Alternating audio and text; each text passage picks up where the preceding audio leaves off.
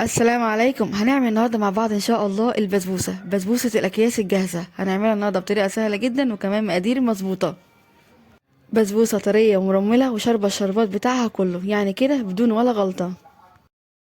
والتسويه بتاعتها ممتازه جدا، سهله وسريعه ومفيش ابسط ولا اسهل من كده. تعالوا بينا نبدا كده بالفيديو على طول علشان نشوف المقادير وكمان طريقه التحضير. لايك وشير بقى للفيديو لو اول مره تشوفوني، وكمان الاشتراك في القناه لو لسه مش مشتركين، وتفعيل زر الجرس علشان يوصل لكم الاشعار بكل الوصفات الجديده. تعالوا بينا نبدا. هنسمي الله. ومعايا هنا طبق عميق واضيف فيه معايا هنا علبتين من الزبادي، وزن العلبه كده كان 105 جرام. هضيف كمان عليهم كوبايه الا ربع من السمنه السايحه بسيط بالشكل ده. لو هتوزنوهم بالميزان هيبقى 160 جرام. هضيف بقى كده السمنه والزبادي مع بعض واقلبهم كويس جدا.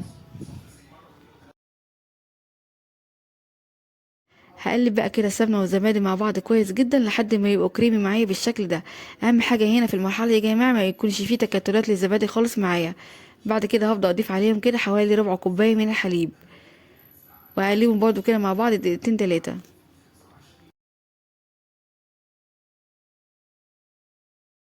اول بقى ما اضيف كده الحليب او اللبن هقلب بقى المكونات دي كده كويس جدا لحد ما يندمجوا ويكونوا معايا بالشكل ده. بعد كده هبدا اضيف عليهم بقى معايا هنا معلقتين كبار من العسل الابيض. ممكن نستبدل العسل بالعسل الكلوكوز او عسل كنافه او شربات الكنافه التقيل، يعني الموجود عندك من التلاتة دول ممكن تستخدميه. هقلبهم بقى كده مع بعض كويس جدا حوالي كده دقيقتين تلاتة بالشكل ده. بعد كده هنبدأ بقى نضيف البسبوسة بتاعتنا. معايا هنا أكياس البسبوسة الجاهزة دي، أنا استخدمت النهاردة ميس كريمة، حلوة جدا في الوصفة. ممكن تستخدمي أي نوع تاني أو أي شركة تانية بتحبيها أو بتفضليها. المقادير بقى اللي أنا بستخدمها النهاردة في الوصفة كلها كده مقدار كيلو، يعني لو عايزة تعملي نص الكمية هتقللي كده المقادير أو هتعملي نص المقادير بالظبط. فضيت بقى كده الكيسين الموجودين معايا كده على الخليط. هضيف له كمان كده كيس من الفانيليا أو باكت من الفانيليا، وكمان معايا ربع معلقة كده صغيرة من بيكنج باودر. هجيب بقى كده معلقه وسباتشولا واقلب بقى الخليط بتاعي كده من فوق لتحت بالشكل ده. انا هنا يا جماعه بقلب مش بعجن علشان البسبوسه كده تطلع معاكي طريه ومرموله في الاخر. في المرحله دي بقى كده بدات استخدم ايدي كده في التقليب علشان اتاكد كده ان كل مكونات البسبوسه كده اندمجت مع بعض كويس جدا بالشكل ده. بصوا بقى هنا معايا جمال ما شاء الله.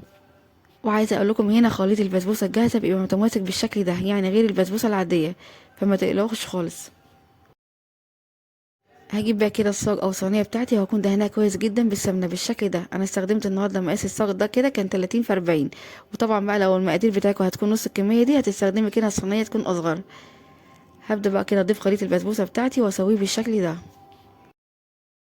بليت ايدي كده بسيط بالميه، وبعد كده هبدا افرد خليط البسبوسه معايا بالشكل ده. بصوا بقى هنا معايا الجمال بجد ما شاء الله، بتفرد كده معايا بكل سهوله.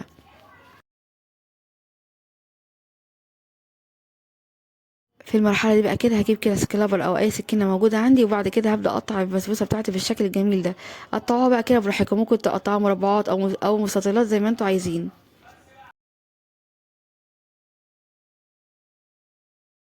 بعد بقى ما نقطعها ممكن نسيبها كده حوالي 10 دقايق قبل ما نبدا نسويها علشان البسبوسه ترتاح معاكي كده شويه، وكمان حبات السميد تبدا تفتح معاكي قبل ما تدخليها الفرن.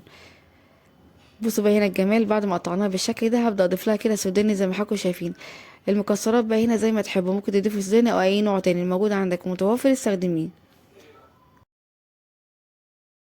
هنتكلم بقى عن التسويه. هنسوي البسبوسه بتاعتنا كده في فرن ساخن مسبقا على درجه حراره 180، ونحط الصينيه بتاعتنا كده في الرف الاوسط، وهنكون مشغلين النار من تحت بس. اهم حاجه كده تسويها على نار متوسطه علشان تديكي لون حلو جدا بعد التسويه. اول بقى كده ما نلاقي الجوانب بتاعتنا بدات تحمر وتاخد لون، هنطفي النار من تحت ونشغل على كده عليها الشوايه حوالي 5 دقايق لحد ما تاخد لون جميل كده من فوق. هتشوفوا كده معايا بعد شويه. بعد ما دخلنا الصينيه الفرن نبدا بقى نجهز الشربات او العسل بتاعها. معايا هنا كسرولة هضيف فيها معايا هنا كوبايتين من السكر، هضيف عليهم 3 كوبايات من الميه.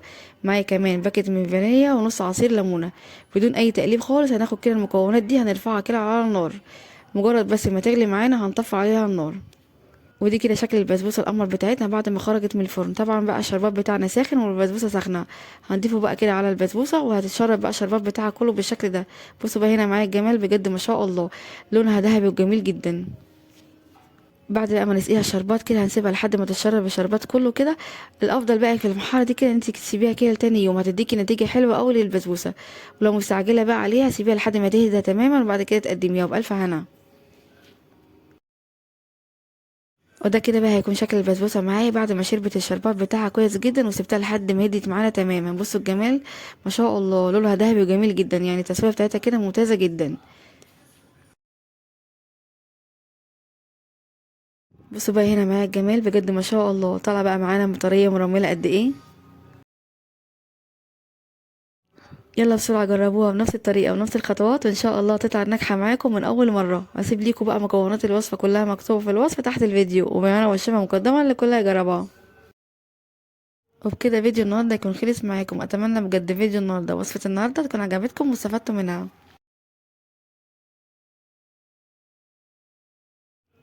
لايك وشير بقى كده الفيديو الجميل ده كده على طول علشان يوصل كده لأكبر عدد من الناس، وكمان الاشتراك في القناة لو لسه مش مشتركين، وتفعيل زر الجرس علشان يوصل لكم الإشعار بكل الوصفات الجديدة.